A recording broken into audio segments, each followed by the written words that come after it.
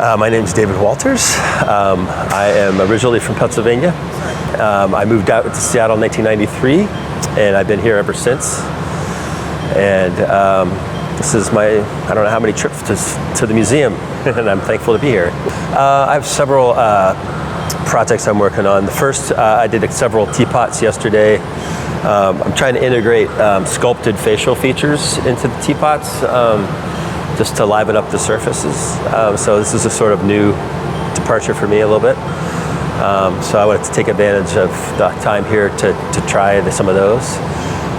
Today we were making these little spaceships. Made 2 of those this morning, and we're going to make the idea is that the spaceship will sit on top and like the moray will beaming something up inside. So this afternoon we'll be making the bases for that. I mean, I guess I've tried to keep my aesthetic. It's not simple, I would call it, but it's easily sort of recognizable. The white format just allows a neutral surface. Most of these objects are form driven, so the form is more a part of telling the story, and then of course I do a lot of enameling on top of it, which further enhances the telling of a narrative. Typically I use sort of fictional characters in my narratives as a truth-telling device, you know what I mean? So there's usually some underlying idea about whether it's my own personal life, like experiences that have happened to me, or my concerns about the world at large.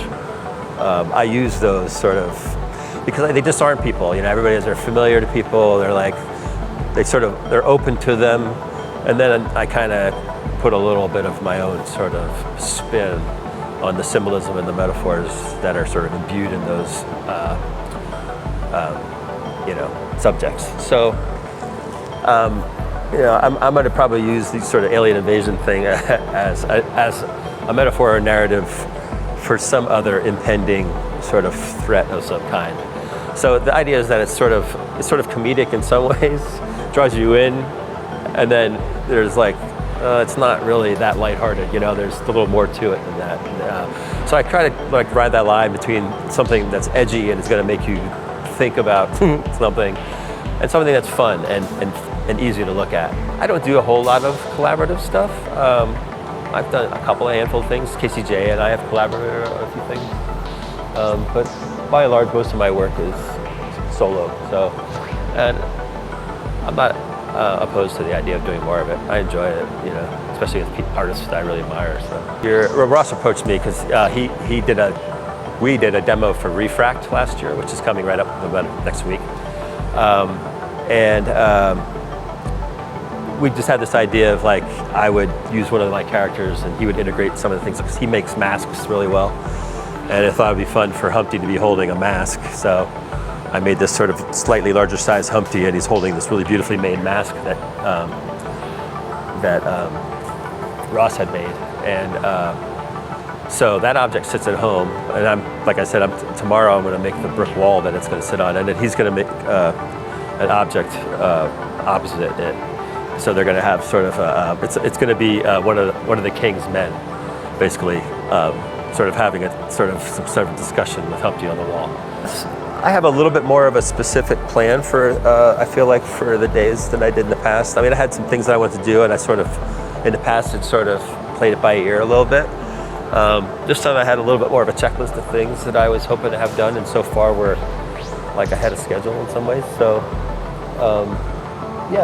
I think just having understanding, having done it before, and understanding how fast it goes and the pace of the day and stuff like that is a huge advantage, to know how to plan for things in a reasonable way that's, expectation-wise.